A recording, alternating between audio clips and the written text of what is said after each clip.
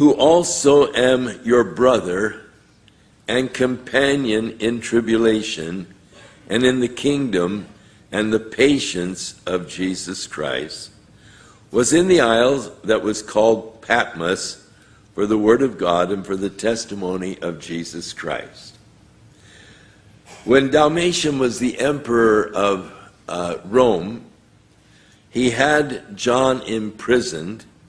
John had been in Ephesus ministering to the church there. He had John imprisoned and exiled to this island of Patmos, which is sort of a volcanic island about 50 miles from Ephesus out in the Aegean. And it's about 2 miles wide and 10 miles long. And it's just a rocky little island out there. And the prisoners were often sent to this island of Patmos because sort of like Alcatraz, you got surrounded by water and there's, how do you escape? You can't swim that far. So he is saying, I was on this island of Patmos for the word of God and the testimony of Jesus Christ. About the year 86, he was arrested by the Roman government, and he spent 10 years until about the year 96 on this little island of Patmos. When you think about it, the Lord had a plan. He wanted to give to the church a view of the future. And John, ministering in Ephesus, probably didn't have time to sit down and to receive this revelation from the Lord. And so the Lord lets Domitian arrest John and send him out to this barren island, nothing to do but just write. And so he takes advantage of it, and the Lord reveals to him there on the island of Patmos this book of Revelation. And just think, had the Lord not done that, we wouldn't have this wonderful book, and we wouldn't know what's going on in this crazy world in which we live today. But because of the Lord allowing John to be arrested and having time there on the island of Patmos to record for us the book of Revelation so that we can know the things that are going to be transpiring in the world in which we live. So it's John saying, I'm there for the word of God and the testimony of Jesus Christ.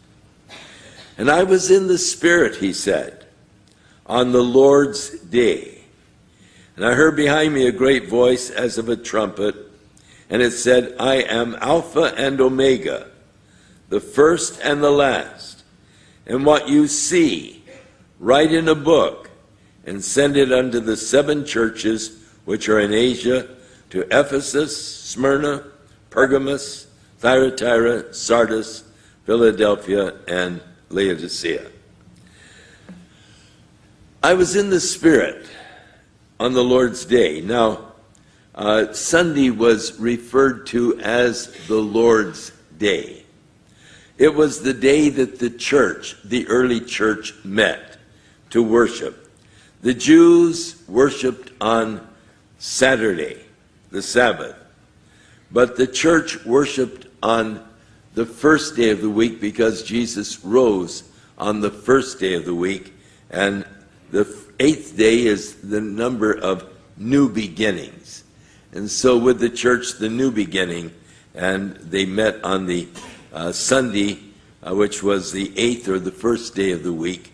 And so John is saying, I was in the Spirit on the Lord's day.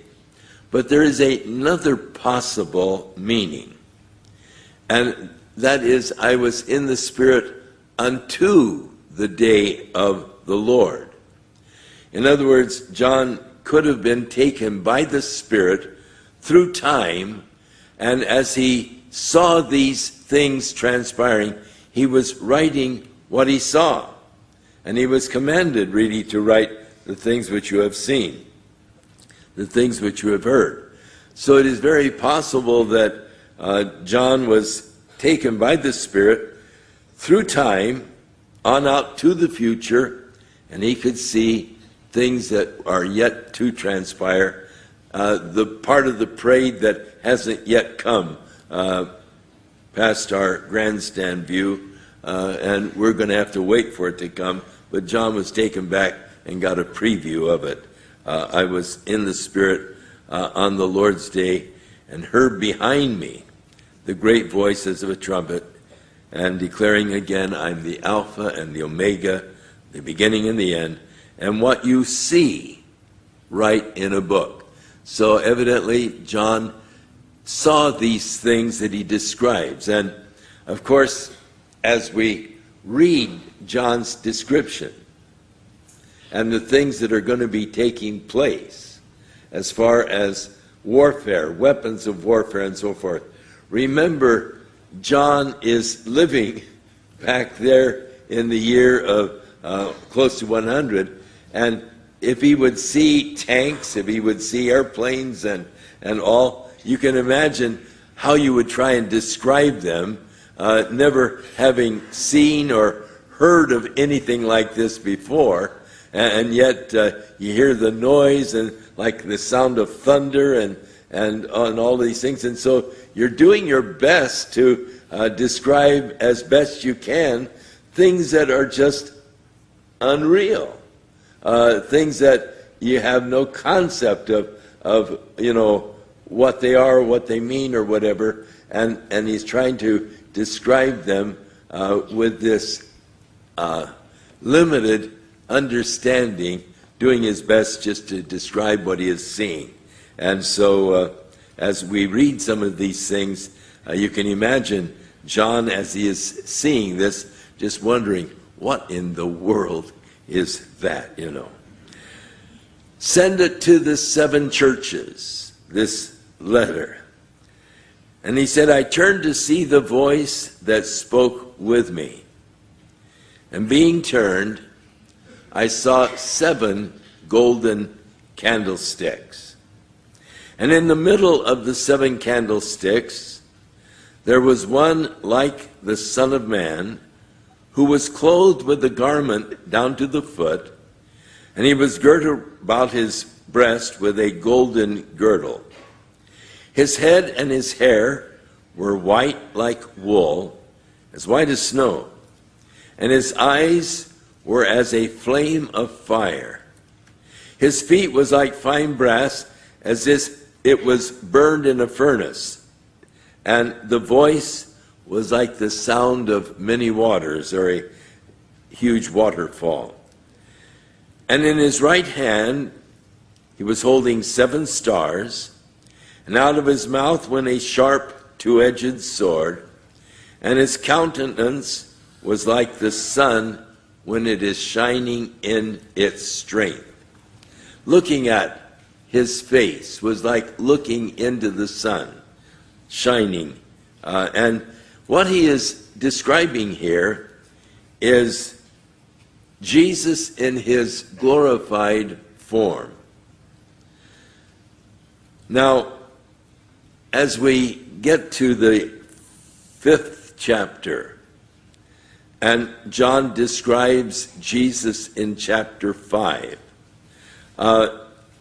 there he, in the description, describes his body as it is still marked with the marks of the cross. Here he describes Jesus in the future glory of Jesus.